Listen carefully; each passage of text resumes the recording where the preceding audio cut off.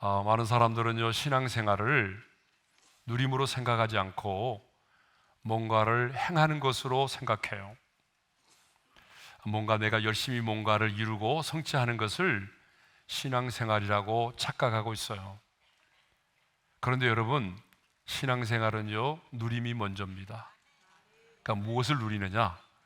세상의 쾌락을 누리는 것이 아니라 하늘에 계신 하나님 아버지께서 자기 아들 예수 그리스도를 이 땅 가운데 보내시고 그 아들을 통해서 이루시고 성취하신 것들을 자녀된 우리가 누리며 살아가는 겁니다. 그래서 신앙생활은 누림이에요. 그렇다면 2024년 새해에는 우리가 무엇을 누리며 살아야 될까요? 참 많은 것들을 누리며 살아야 되는데 대표적으로 하나님의 사람인 우리가 누리며 살아야 하는 것은 바로 하나님의 나라를 누리며 살아야 합니다. 그래서 오늘 새해 첫 말씀으로 지금 하나님의 나라를 누리라고 하는 그런 말씀을 선포하고자 합니다. 여러분, 신구약 성경에 핵심 주제가 있어요. 그게 뭐냐 그러면 하나님의 나라입니다. 그러니까 하나님의 나라를 이해하지 못하면 여러분, 아무리 통독을 많이 해도 성경을 이해할 수가 없어요. 왜 하나님이 세상을 창조하셨을까요? 왜 하나님이 독생자 예수 그리스도를 이 세상 가운데 보내셨을까요? 바로 하나님의 나라를 위해서입니다. 그러니까 하나님이 세상을 창조하신 목적도 하나님이 다스리고 하나님이 영광을 받으시기 위한 하나님의 나라를 세우기 위해서였어요. 그런데 하나님의 형상대로 지음받은 아담이, 하나님의 대리 통치자였던 아담이 범죄하여 타락함으로 말미암아 하나님의 나라가 중단되게 되었어요. 그런데 하나님의 아들 예수 그리스도가 다시 인간의 몸을 입고 이 땅에 오셨어요. 왜 오셨나요? 중단된 하나님의 나라를 다시 회복시키기 위해서입니다. 그래서 예수님은요, 메시아로서 공생애를 시작하실 때 첫 번째 메시지로 이 말씀을 하셨어요. 함께 읽겠습니다. 다 같이요. 이때부터 예수께서 비로소 전파에 이르시되 회개하라, 천국이 가까이 왔느니라. 여기서 천국은 하나님의 나라를 말해요. 하나님의 나라가 가까이 왔다, 이 말은 바로 예수님이 이 땅에 오심으로 말미암아 다시 중단된 하나님의 나라가 회복이 되었다라고 하는 말이기도 하지만, 예수님 자신이 이 땅에 오신 목적이 바로 하나님의 나라를 세우기 위함이라는 뜻입니다. 그러면 하나님의 나라를 회복하기 위해서 오신 예수님은 어떻게 그 하나님의 나라를 회복을 하실까요? 그것은요, 십자가에 달려 고난을 받으시고 죽으시고 부활하심을 통해서 중단된 하나님의 나라를 다시 회복시키셨어요.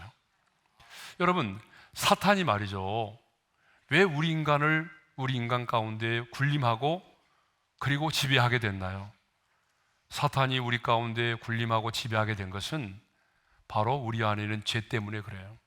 그런데 하나님의 아들 예수님께서 저와 여러분의 모든 죄를 담당하시고 십자가에서 피 흘려 죽으심으로 저와 여러분의 모든 죄값을 완벽하게 지불하셨습니다. 그렇기 때문에 사탄은 더 이상 우리를 지배할 수 있는 권리를 상실해 버린 거죠. 그리고 예수님은요, 십자가에서 우리의 죄값을 완벽하게 치르셨을 뿐만 아니라 죽은 지 사흘 만에 무덤 가운데서 부활을 하셨어요. 그리고 그 부활의 생명으로 우리를 거듭나게 하셨습니다. 그렇기 때문에 누구든지 예수를 믿게 되면 어때요? 우리가 죄와 죽음의 법에서 해방되는 것이고 하나님의 나라가 우리 가운데 임하게 되는 것입니다.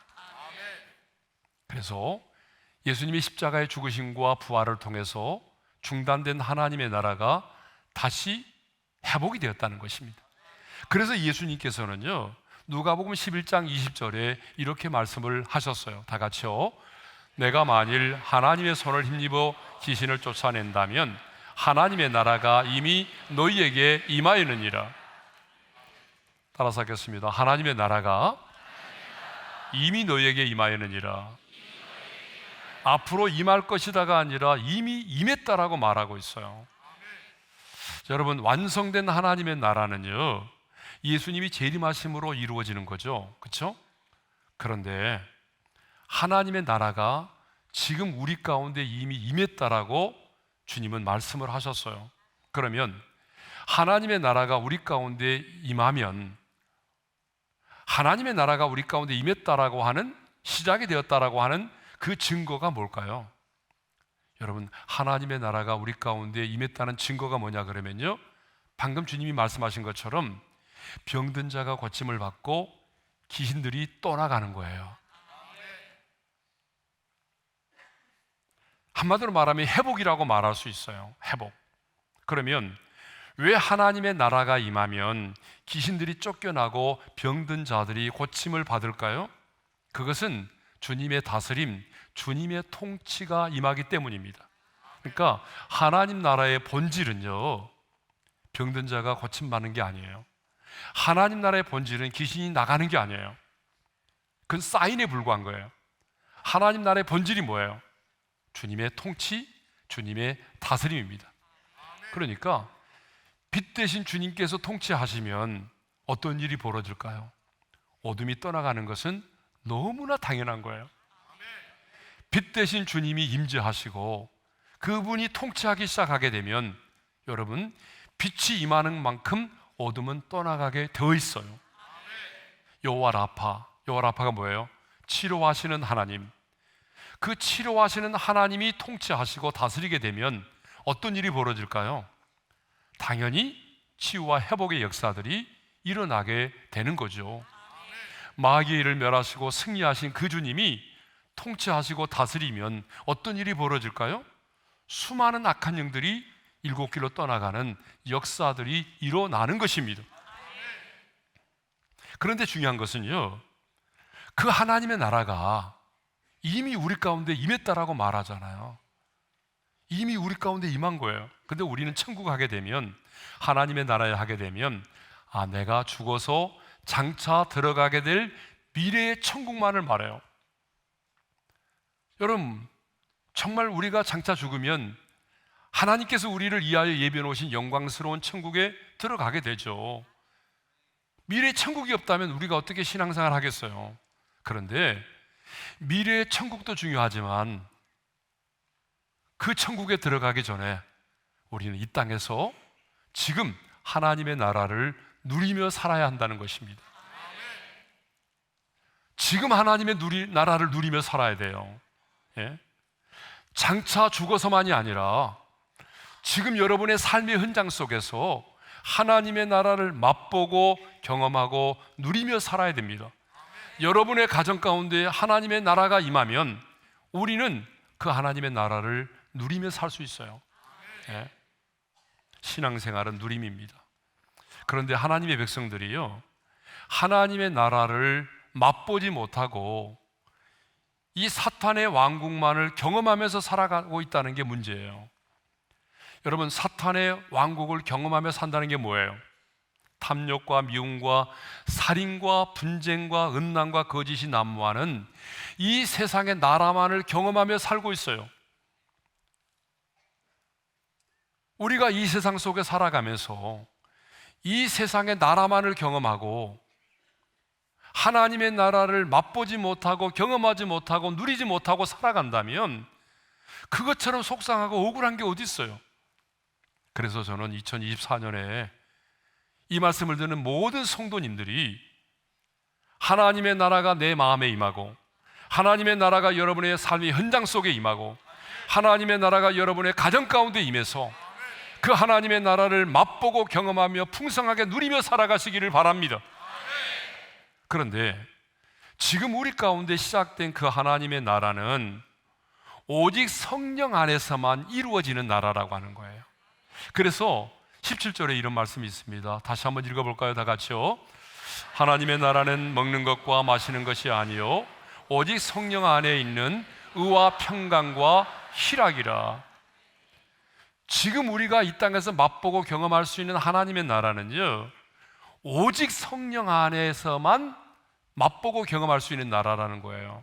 이 말은 무슨 말이냐면 먹는 것과 마시는 것이 아닌, 다시 말하면 물질적인 나라가 아니라는 거예요. 그리고 당시 예수님 당시에 사람들이 추구했던 그런 정치적인 나라도 아니라고 하는 거예요. 그러니까 지금 우리가 맛보고 누릴 수 있는 하나님의 나라는 어떤 먹고 마시는 것과 같은 물질적인 나라도 아니고 정치적인 나라도 아니라는 거예요. 그런데 당시의 유대인들 가운데는요, 먹는 것을 가지고 사람을 평가할 때가 많았어요. 그래서 어때요? 제사상의 음식을 먹지 않는 것을 어때요? 고기를 먹지 않는 것을 경건하다고 말했어요. 그리고 레기 11장에 나오는 음식에 관한 규례들을 지키는 것을 경건의 척도로 봤어요. 그런데 여러분, 지금도 마찬가지인 것 같아요. 많은 사람들은요, 먹는 것과 마시는 것을 가지고 그 사람의 경건을 평가할 때가 있어요. 그래서 우리도 어떤 사람이 술을 먹고 담배를 피면 그 사람 경건하지 않아. 물론 여러분, 경건한 사람들은 술을 먹지 않고 담배를 피지 않습니다. 그러나 여러분, 술을 먹지 않고 담배를 피지 않는다고 해서 그 사람이 꼭 경건한 사람인가요? 그렇지 않을 수도 있어요.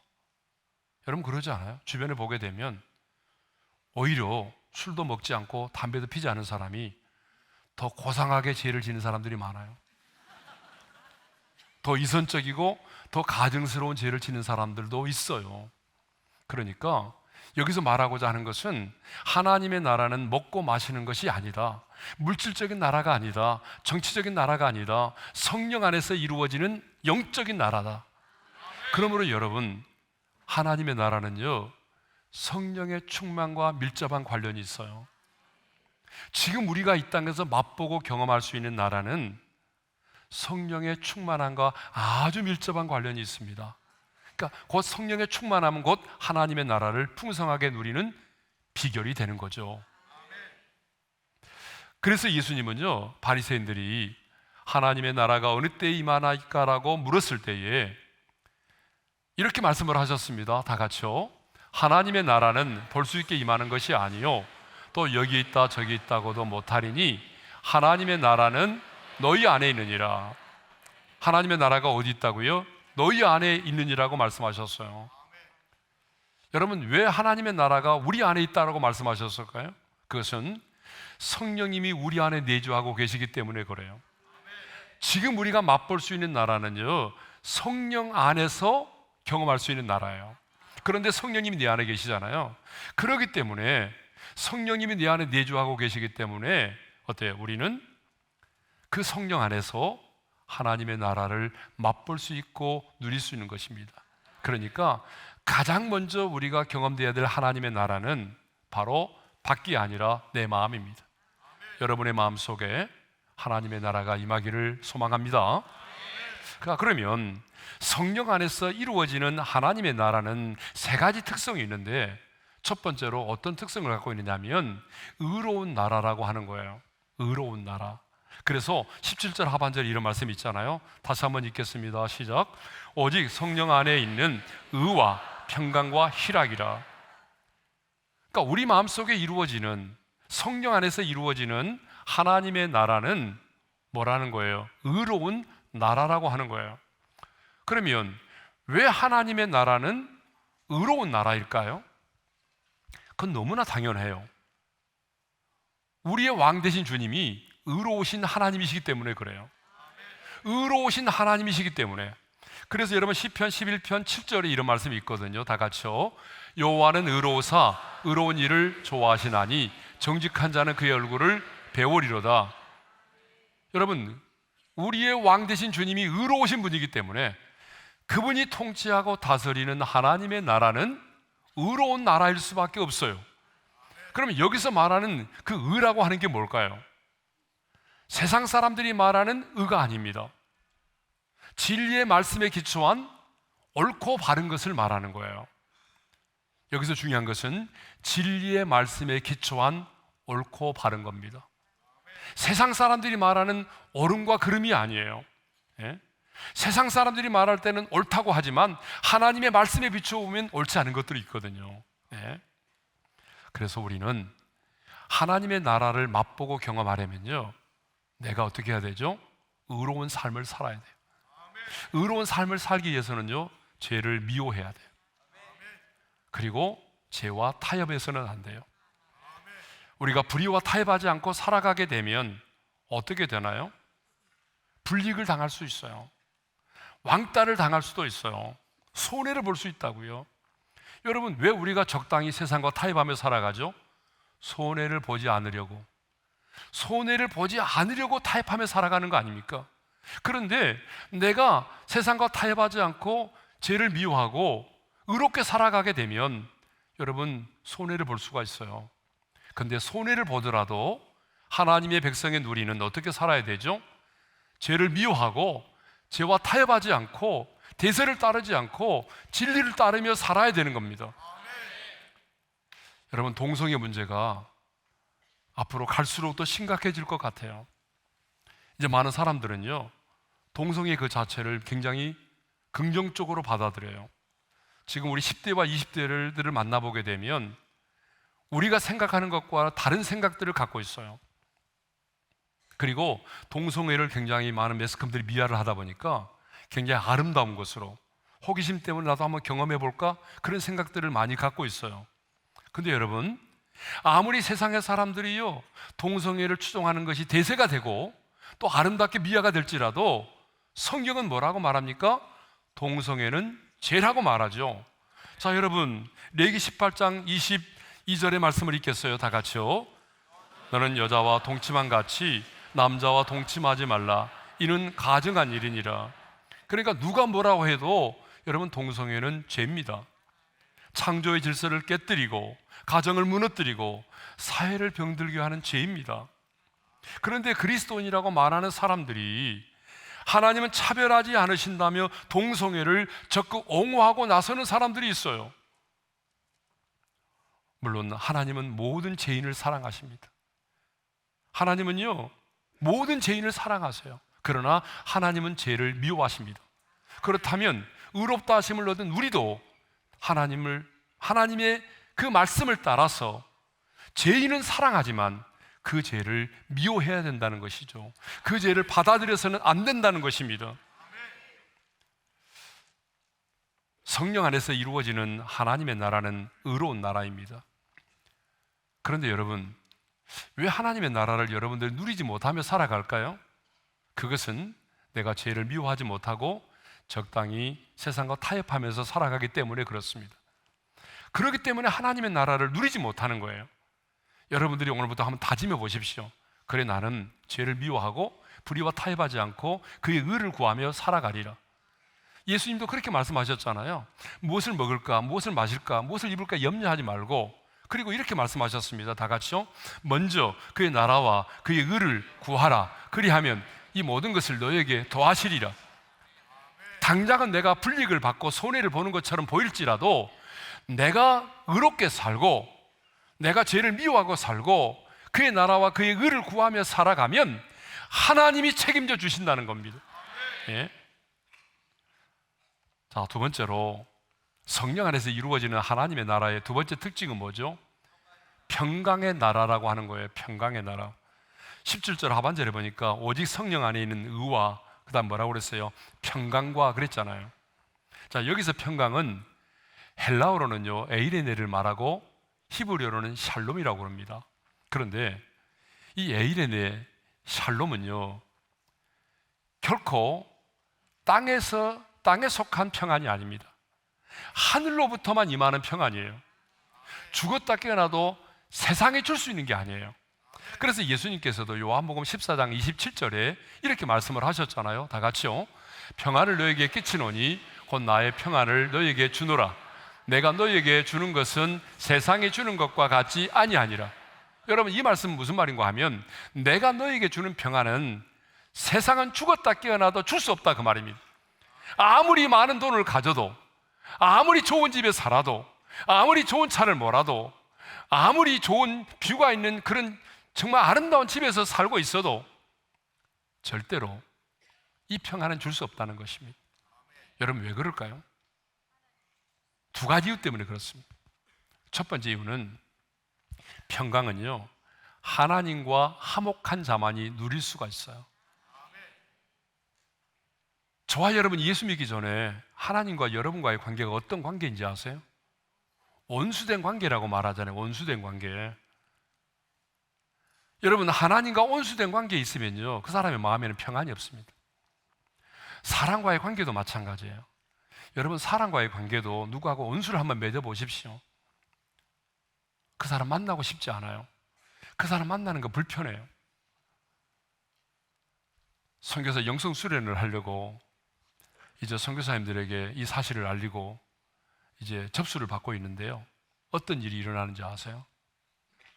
선교사님들 세계에, 안 믿는 사람들이 아니고 선교사님들 세계에 그분이 오면 나는 안 간다, 그런 분들이 계세요. 그래서 그분이 오는지 안 오는지 가르쳐 달라는 거예요. 그러면 자기가 등록하고 그분이 온다고 그러면 자기는 안 간다는 거예요. 그래서 지금 우리가 숨기고 두 군데서 받고 있습니다, 접수를.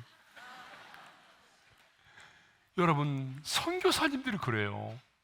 근데 하물며 여러분, 사람과 사람도 이렇게 관계가 어려워지면 이렇게 힘들고 만나는 것도 불편한데 천지 만물을 창조하신 하나님과 원수된 관계로 살아간다면 그 사람의 마음에 무슨 평안이 있겠습니까?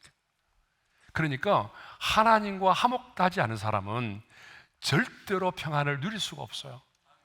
근데 우리는 예수님께서 우리 죄를 담당하시고 화목제물로 죽으셨기 때문에 이제 우리는 하나님과의 온수된 관계가 다 청산이 되고 하나님이 나의 아빠가 되고 자녀가 되는 관계가 이루어지지 않았습니까?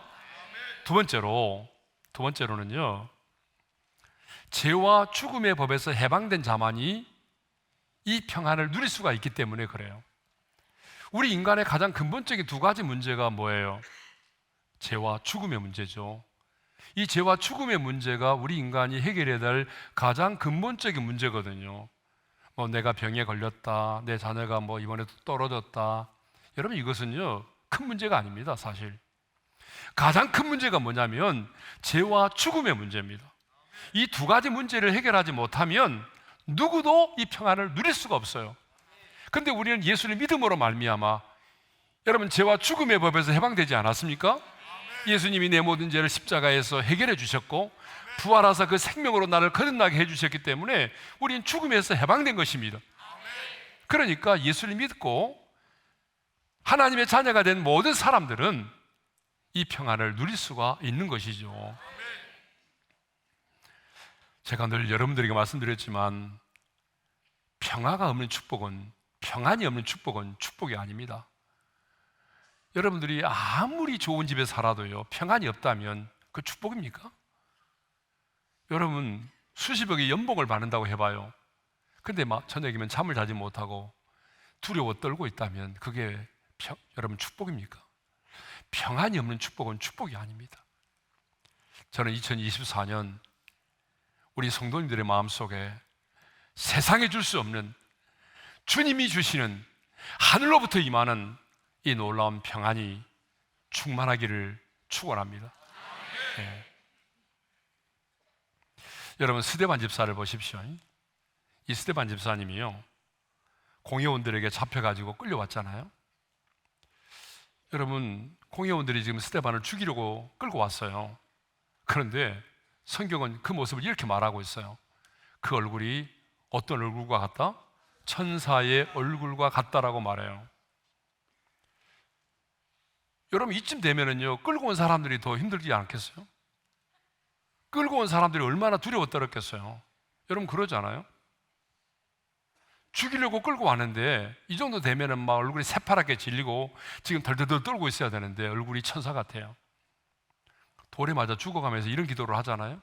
어떤 기도를 했어요? 주여, 이 죄를 그들에게 돌리지 마옵소서. 여러분, 용서하는 기도를 했잖아요. 여러분, 어떻게 이럴 수가 있어요? 이게 가능할까요? 근데 스데반 집사는 그렇게 했어요. 왜요? 그 마음속에 세상에 줄 수 없는 평안이 있었기 때문이죠.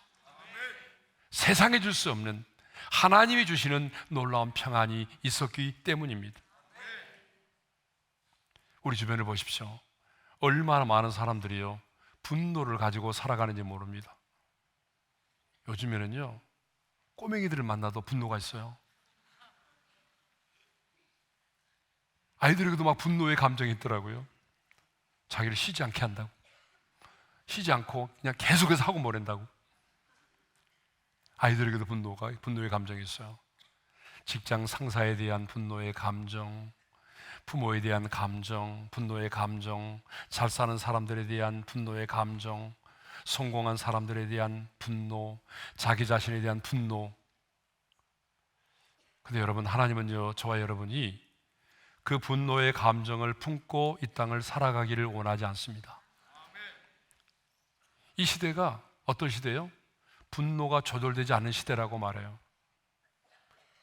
아무리 그런 시대라고 할지라도 2024년도에는 우리가 분을 품고 사는 것이 아니라, 분노의 감정을 가지고 살아가는 것이 아니라 하나님이 주시는 평안을 누리면서 살아가시기를 바랍니다. 자, 세 번째로 성령 안에서 이루어지는 하나님의 나라는 희락의 나라입니다. 기쁨입니다. 17절 하반절에 보니까 오직 성령 안에 있는 의와 평강과 뭐라고 그랬어요? 희락이라고 했어요. 여러분, 왜 주님의 나라가 우리 가운데 임하면 이런 정말 설명할 수 없는 기쁨이 우리 가운데 임하게 될까요? 두 가지 이유 때문에 그렇습니다. 두 가지 이유. 왜 주님이 통치하시고 다스리고, 왜 성령 안에서 이루어지는 하나님의 나라는 이렇게 기쁨이 충만한 나라인가, 희락의 나라인가? 두 가지 이유 때문에 그렇습니다. 첫 번째 이유는요, 내 안에 내주하에 계신 성령님이 희락의 영이시기 때문에 그래요. 성령님은요, 기쁨의 영입니다. 성령님은 희락의 영이에요. 그래서 성령의 충만을 받으면요, 사람의 표정이 달라져요. 주름살의 방향이 바뀝니다. 여러분, 지금 주름살의 방향을 잘 확인해 보세요. 내년 이맘때쯤 다시 한번 점검합시다. 주름살의 방향이 바뀌어요. 영적인 희열이 있어요. 하나님의 영의 지배를 받으면. 그런데 악한 영은 어떨까요? 반대죠. 악한 영의 특징이 뭐예요? 분노의 영이에요. 슬픔과 탄식의 영이에요. 그래서 악한 영이 역사하기 시작하게 되면 사람들은 분을 이기지 못해요. 분노하고 슬퍼하고 탄식합니다. 그러니까 내 안에 계신 성령님이 희락의 영이기 때문에 성령 안에서 하나님의 나라가 우리 가운데 임할 때 기쁨이 충만한 거죠. 두 번째 이유는 주님 안에 있는 그 충만한 기쁨을 주님이 우리에게 주시기 때문에 그래요. 주님이 이렇게 말씀하셨잖아요. 성경에 보니까 함께 읽겠습니다. 내 기쁨이 너희 안에 있어 너희 기쁨을 충만하게 하려 함이라. 그러니까 주님 안에 충만한 기쁨이 있다는 거예요, 없다는 거예요? 주님 안에는 충만한 기쁨이 있어요. 그런데 그 주님은 그 충만한 기쁨을 자신 혼자만이 간직하려고 하는 게 아니라 그 충만한 기쁨을 우리에게 주기를 원하신다는 거예요. 그래서 그 영적으로 충만한 기쁨을 가진 주님께서 우리를 통치하고 다스리게 되면 뭐예요? 당연히 우리 안에도 영적인 기쁨이 충만하게 된다는 것입니다. 이것이 바로 우리가 성령 안에서 경험할 수 있는 하나님의 나라인 것입니다. 그래서 성경은요, 하나님의 나라를 말할 때에 잔치로 말하고 있어요. 그것도 혼인잔치로 말하고 있어요.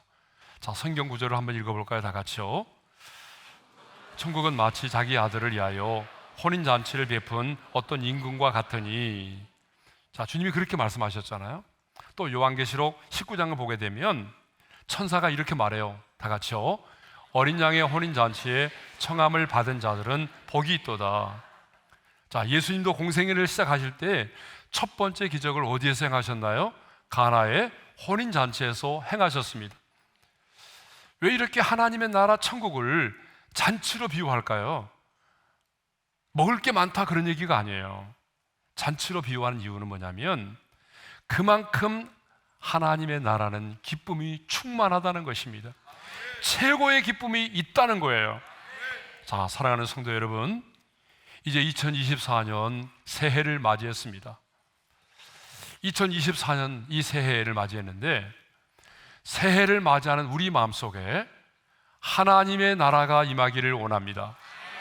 여러분의 가정 속에 하나님의 나라가 임하기를 원합니다. 여러분의 삶의 현장 속에 주님이 통치하시고 다스리는 그 하나님의 나라가 임하기를 원합니다. 그래서 여러분의 가정에 어둠이 사라지고 우울한 감정이 사라지고 세상에 줄 수 없는 평안이 임하고 주님 안에 있는 영적인 기쁨이 충만하게 임하고, 그리고 더러움과 그리고 죄와 타협하고자 하는 그런 마음들이 사라지고 하나님의 의로우심이 여러분의 심령 속에 있기를 바랍니다. 여러분, 우리가 하나님의 사람으로 살아간다는 게 얼마나 힘듭니까? 갈수록 그리스도인으로 살아간다는 게 여러분 녹록지가 않습니다. 세상의 사람들은 내가 교회를 다닌다고 말하면 개독교로하고 말합니다. 어떤 사람들은 아직도 교회를 다니느냐고 핀잔합니다. 여러분, 우리가 이 세상에서 하나님의 사람으로 좁은 길을 걷고 십자가를 지고 그 길을 따르려고 하게 되면 세상 사람들로부터 왕따를 당하고 내가 손해를 당할 수도 있습니다. 그런데 이렇게 기독교라고 비난받고 왕따를 당하고 손해를 보면서도 하나님의 나라마저 누리지 못하고 살아간다면 얼마나 억울합니까? 그러므로 2024년도에는 우리 모두가 그 하나님의 나라를 누리며 살아가시기를 바랍니다.